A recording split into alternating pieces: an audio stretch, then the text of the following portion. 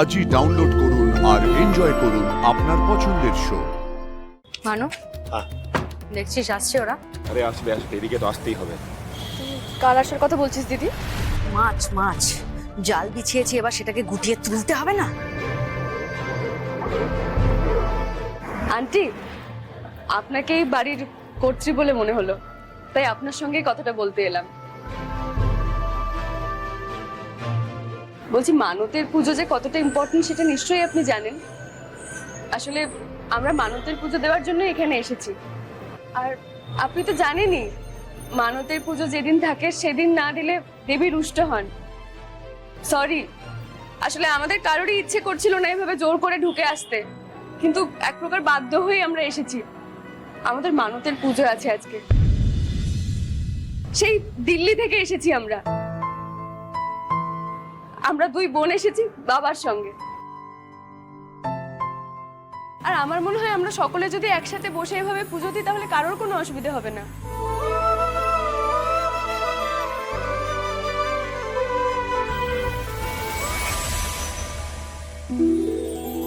মা তো সবারই, আমাদের সবার প্রার্থনাই মা শুনবেন। এখানে সবাই মিলে একসঙ্গে পুজো দিই।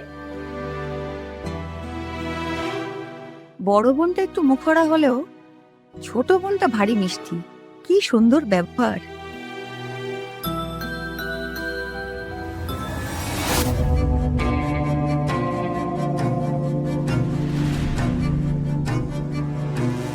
ও আমাকে আমাকে ঠকিয়ে দিল।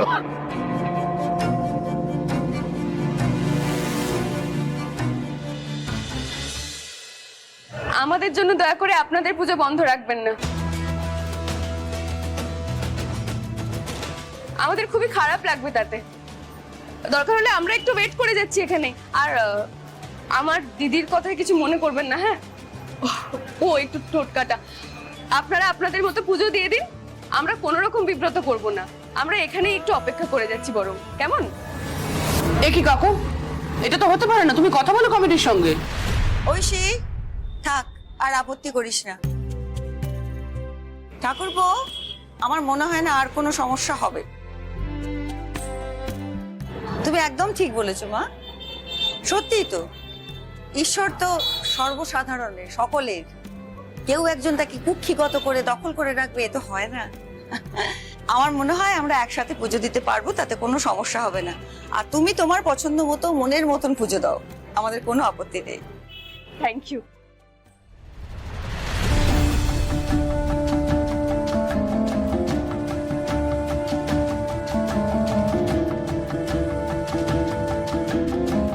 অদ্ভুত তো লোকটা, একবারের জন্য চোখ সরাচ্ছে না। চিনতে পারছে না আশা করি আমাকে। আশ্চর্য মিল এই মেয়েটার সঙ্গে ওই মেয়েটার, যখন ধোঁয়ার মধ্যে দিয়ে চোখের সামনে এসে দাঁড়ালো। মনে হলো যেন ওই মেয়েটার অবয়ব এবার পরিষ্কার রূপ পেল।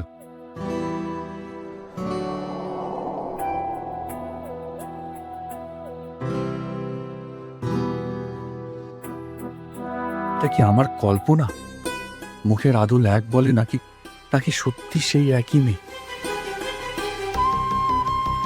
কিন্তু কিন্তু পরিচয় যে আলাদা।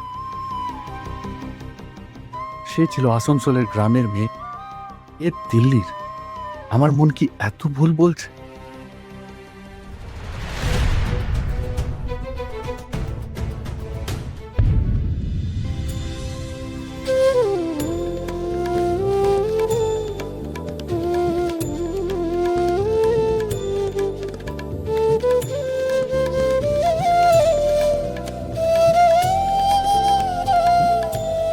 ঋষি, এই নে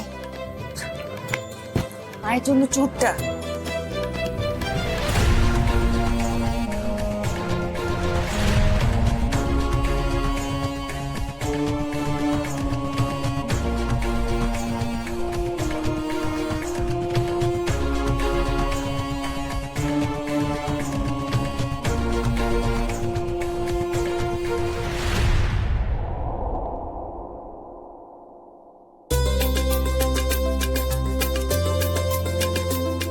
মা ভবতারিণী, আমার ছেলেটাকে সমস্ত রকম বিপদ থেকে রক্ষা করো।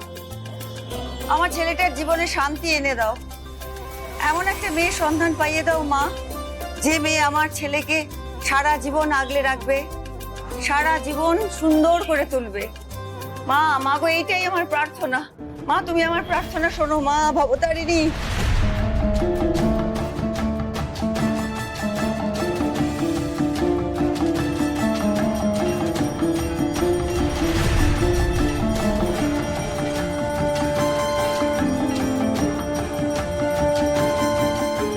তৈরি থাকুন ঋষি ব্যানার্জি।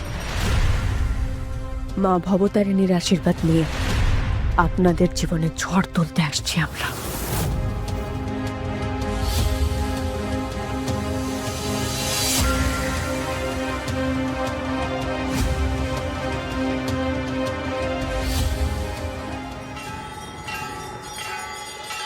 আর কতক্ষণ দাঁড়াতে হবে গো মাসিমণি? এই রোদের মধ্যে আমার তো পুরো ট্যান পড়ে যাচ্ছে। রাখ রাখ ওটা। এই শোন, একদিন ট্যান করলে না কিচ্ছু হয় না। তোকে আমি বার করে বললাম দিদি ভাইয়ের আশেপাশে থাকবি, যা বলবে তাই করবি। তুই একটা কথাও শুনলি? হ্যাঁ, ধোঁয়া লাগলে কষ্ট, রোদে পুড়লে কষ্ট, এত কষ্ট হলে হবে কি করে? হবে না। আসল কাজটাই করতে পারলি না। এই বন্যা, কথা বুঝতে পারো না নাকি? হ্যাঁ, শুধু শুধু ঋষির দিকে ড্যাব ড্যাব করে তাকিয়ে থাকলে কিচ্ছু হবে না। হ্যাঁ, মেন হচ্ছে মাকে ইমপ্রেস করা, ঋষিকে নয়। কারণ রাতারাতি ঋষির বিয়ে দেওয়ার জন্য মা বেশি ইন্টারেস্টেড। ঋষি কিন্তু বিয়ে করতে ইন্টারেস্টেড না এত তাড়াতাড়ি। বুঝতে পেরেছি? সিম্পল কথাটা বুঝতে পারছো না? এসব টেনশন বলো। এই ওছি মেয়ে দুটো দেখো তো। অ্যাটিটিউড রাখ। আসছি, হ্যাঁ।